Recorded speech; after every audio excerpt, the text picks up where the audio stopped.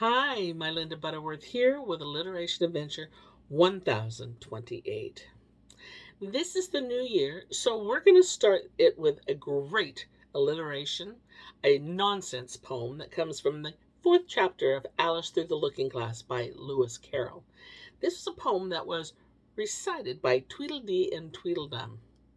Now, Lewis Carroll once said that he created his books to encourage the imagination of children, and this poem fits the bill. So let's do it together. Are you ready? It's full of alliteration. The Walrus and the Carpenter by Lewis Carroll. The sun was shining on the sea, shining with all his might. He did his very best to make the billows smooth and bright. And this was odd, because it was the middle of the night. The sun was shining sulkily because she thought the sun had no business to be there after the day was done. "It's very rude of him," she said, "to come and spoil the fun." The sea was wet as wet could be. The sands were dry as dry. You could not see a cloud because no cloud was in the sky. No birds were flying overhead. There were no birds to fly. The Walrus and the Carpenter were walking close at hand. They wept like anything to see such quantities of sand. "If this were only cleared away," they said, "it would be grand." "If 7 maids with 7 mops swept it for half a year, do you suppose," the Walrus said, "that they would get it clear?" "I doubt it," said the Carpenter, and shed a bitter tear. "Oh, oysters, come and walk with us," the Walrus did beseech. "A pleasant walk, a pleasant talk along the briny beach. We cannot do with more than 4 to give a hand to each."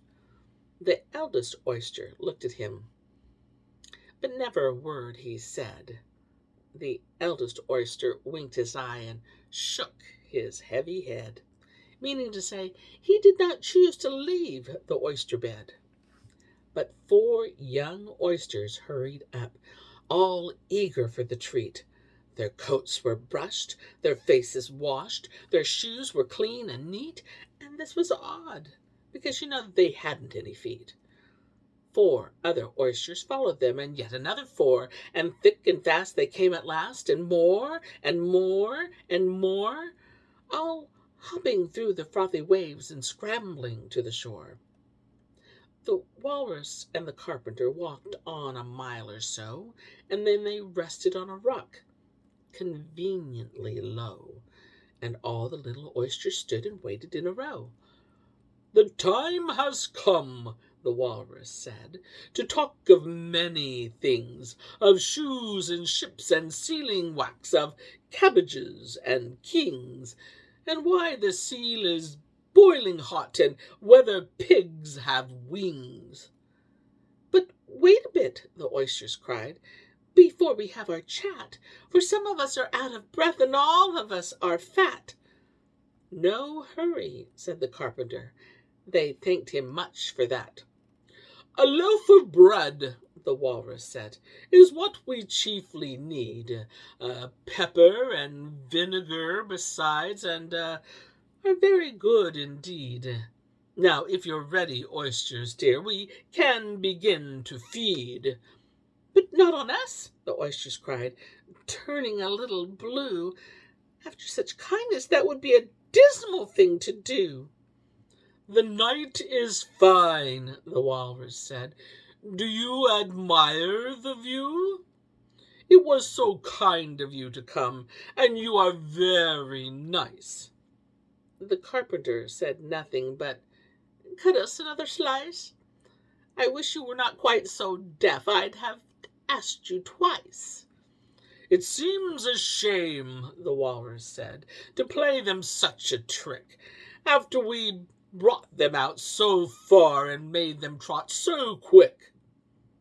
The Carpenter said nothing but, "The butter's spread too thick."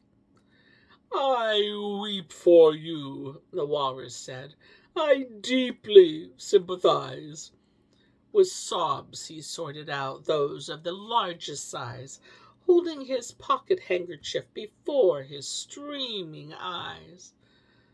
"Oh, oysters," said the carpenter, "you've had a pleasant run. Shall we be trotting home again?" But answer came there none, and this was scarcely odd, because they'd eaten every one. Well, there you go. I hope you enjoyed this poem. A little long, but well worth the effort. We'll see you again soon. Bye for now.